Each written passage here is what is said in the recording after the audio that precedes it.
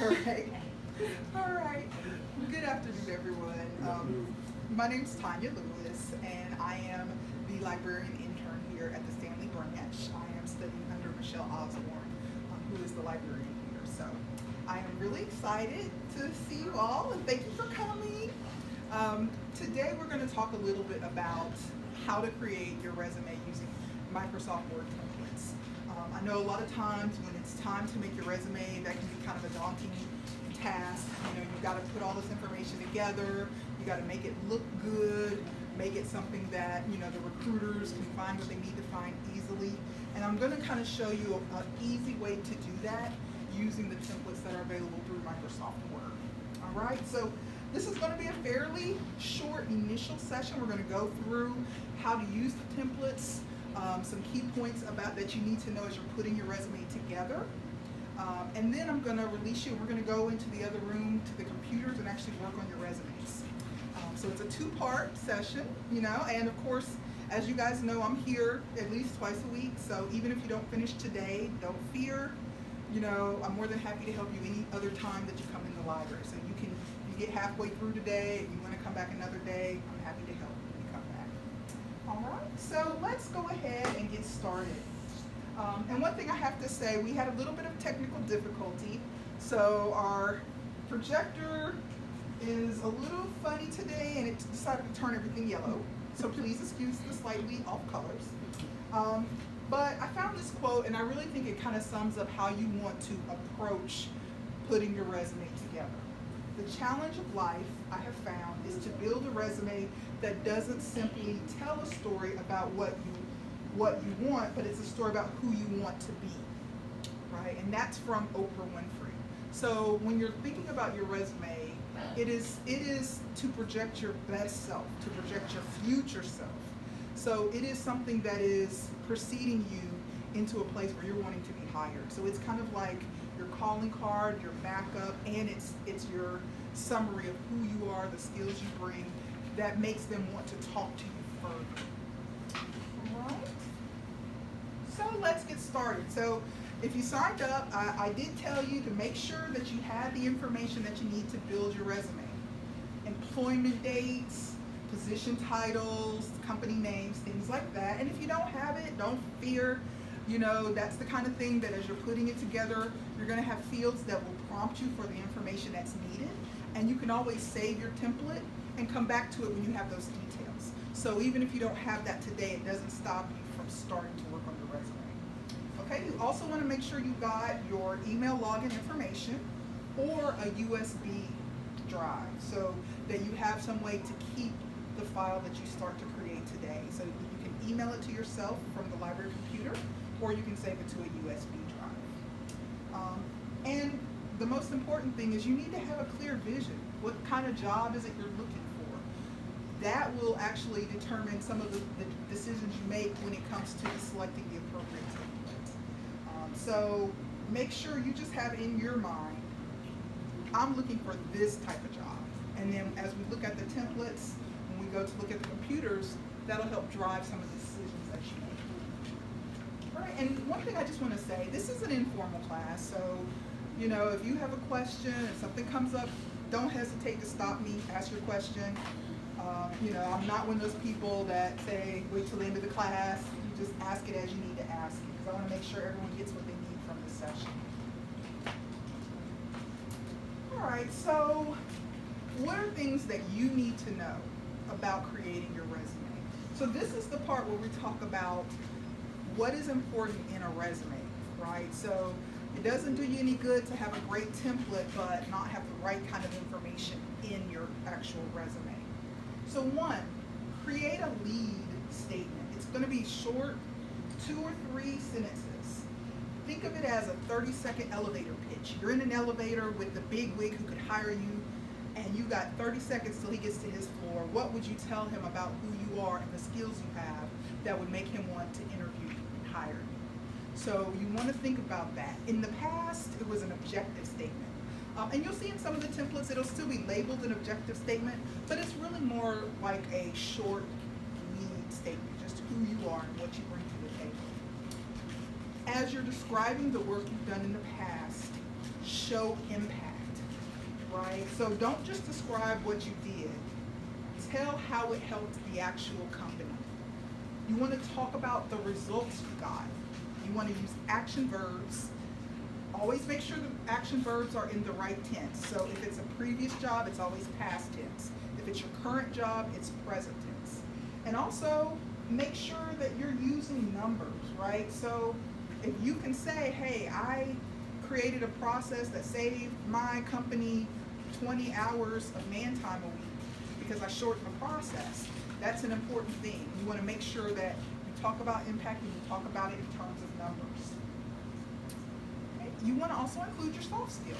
You know, if you've got great customer service, if you work with the public, that is a skill that you can take to just about any job. So don't negate the fact that maybe it's not in your exact field. That soft skill you've got there, working with the public speaking, or handling escalations. You know, if you are the person that takes the complaint calls at the call center, that is a soft skill that you want to make sure that you are highlighting in your resume. Also things like leadership, teamwork. You know, if you're the person that always made sure everyone was recognized for their birthday, or if you were the person that trained new hires, those kind of soft skills you also want to highlight. Also, make sure you capture all your technical skills. You know, a lot of times when we think in terms of what skills do we bring, we tend to think in terms of the last 2 jobs or the most recent job. But don't forget, you may have learned a software program 10 years ago that is still in use. Make sure you're capturing that and you're listing that on your resume.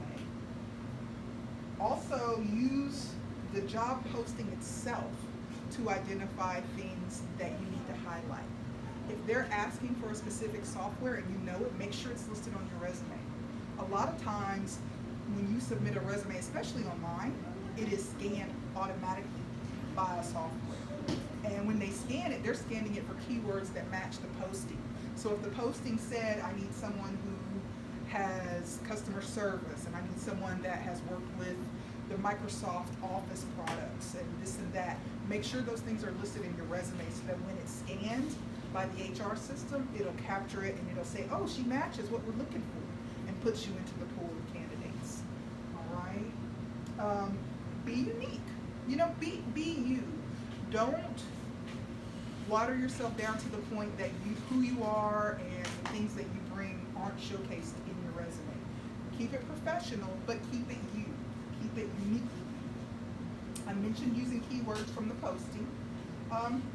One thing that I'm also going to say, and you see I put it in all caps, proofread.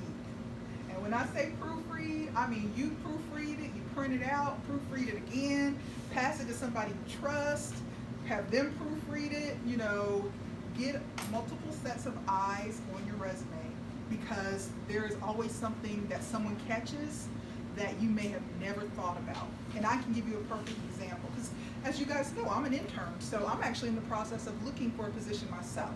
So I just got done doing my resume. And one of the things, I actually had Michelle, as a existing librarian, look at my resume. One of the things she asked me about was an acronym that I had on there. So the acronym is a lowercase v, capital ATIC. She was like, oh, you have a typo right here. And I said, well, actually, that's not a typo. The company was trying to be cool, and they wanted to copy off an iPhone and have a lowercase first letter. But the fact that she saw it and did not realize that and took it as a typo made me change my resume. Because I don't want someone misinterpreting something as a typo that isn't, when I can easily just make it all caps. It doesn't matter to anyone else, but that was something that I would have never caught, but having someone else look at my resume caught that for me. So make sure you proofread, make sure you have someone else proofread it, and don't just proofread online, print a copy. Because sometimes when you print it, the spacing gets off, and you want to make sure that if you see that, you fix it so that when someone else prints it, they get the exact copy you want them to have. And one thing I said here, no squiggles. So if you've ever used Word, you know how when there's a misspelled word or there's a grammar problem, it puts a squiggle under it. Make sure if you have any squiggles, you go ahead and click on it and either change it to fix it, or if it's something that you wanted to ignore, you click on ignore so the squiggle goes away. Because when you send your file to someone, when they open it, they see those squiggles too. So if they think that you have something in there that you didn't catch, it'll look bad. It'll look like you don't pay attention to detail. So make sure that you take care of any indicators that there is a grammar or spelling problem. Last but not least, 10 years is a general guideline. And this is general, right? You can go 10, 12, but you want to have at least your last 10 years. And when I was coming up, the rule of thumb was 1-page resume was it. Don't go over 1 page. They didn't care if you had 40 years of experience. Now it's a little more lenient, but you still don't want to go over 2 pages. If you aren't the president of the company and you're 65 with 50 years of experience that you need to document everything, you want to make sure you're editing it. Because really the whole purpose of the resume is to make them interested in hiring you and bringing you in for an interview so they can talk about the details of the jobs you listed. So you just want to put enough in there to show what you did, make them interested, but you don't want to have it so long that it looks like you don't really have a good eye for editing. Any questions? Okay, so that's just a general kind of high-level helpful hints and techniques around how to create the resume and what you want to put into it. Yes, sir. What if for the last 10 years you have been working in, do you go beyond 10 years or? Well, it depends though. Have you been doing anything in addition, maybe not working, but if you've been volunteering in the community, if you've been coaching Little League basketball, there are things that you could still list on your resume that you've been doing during those 10 years that may not have been a job, but they are still work experience, right? So that's what I would recommend. That's what I did. So if you look at my resume, I was actually surplused in February for my job, and I started working here as an intern in July. This is not paid, so it's not technically a job, but it's relative work experience, so I've still got it on my resume. So that's what I would recommend in that situation. Okay, so let's talk about the templates. So when you get into Microsoft Word, and we dismiss from here, and you go to your computer, you're going to just open up Word, and when you open it, it's going to give you some options. And there's going to be different multiple options for resume templates. So how do you figure out which one you need to use, right? One, if you're going to be applying to jobs online, keep it simple, right? Extra graphics, extra pictures, all those kind of things can cause a problem when the resume is getting scanned by the HR systems. So if you know you're going to be using this resume to submit on Indeed.com, for instance, you want to make sure that you go ahead and use a simpler template. All right? That also goes for really fancy fonts. You don't want to use the curly Q font. You don't want to use the cursive font. You want to use the very straightforward, easy to view, easy to read font. All right? One thing I also want to mention to you is that when you submit your resume, and I learned this the hard way, so I'm going to give y'all my little pain point story. Make sure you submit online using the Word version of your document. So if you've noticed, if you've ever applied online, a lot of times you upload your resume and then it will automatically populate data into the different fields, so you don't have to fill it out again in the work experience and the education, things like that. If you have converted your file from Word to PDF, PDF acts like a picture. So it's really a picture of the file, not the actual file. And those online submission tools cannot read the data in your resume. So make sure you keep it as a Word doc when you're submitting online. Otherwise, you're going to find yourself having to enter your data twice, which can be very time consuming. So when you go ahead and select your template, make sure you're going to keep your font size for general information between 10 and 12 points for readability, right? We've all been in the situation where you got too much and you're trying to fit it into the 1 or 2 pages and you shrink your font. Don't shrink it below 10 points, right? Because you would be surprised.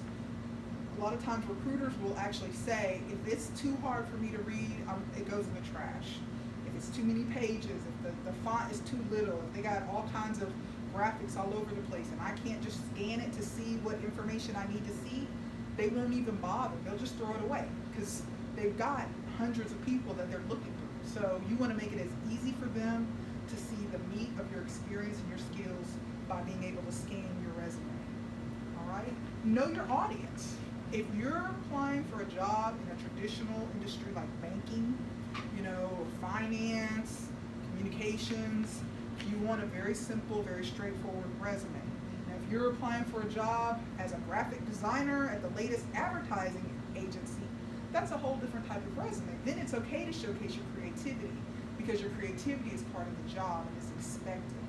But if you're going for a traditional type position, make sure you keep it simple, keep it clean, and easily scannable. All right?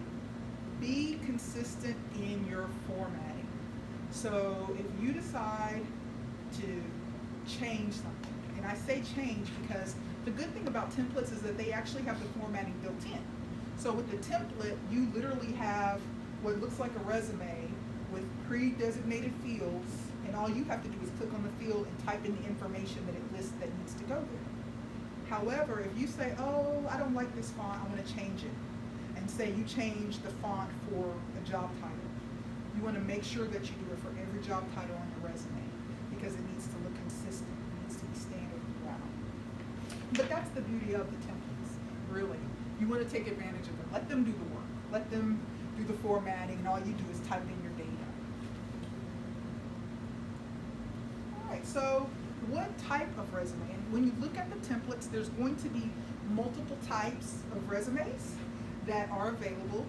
So one is chronological, which will list your work history in order of date with the most recent position at the top.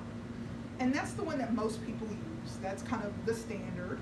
However, there's other types, including the functional type of resume, where it focuses on skills and experience. And it's really good if you've got gaps in your work history or if you're doing a recent change in your career. So it lets you put all of your skills, all the things you know together, and kind of highlights them ahead of the actual chronology of your work history.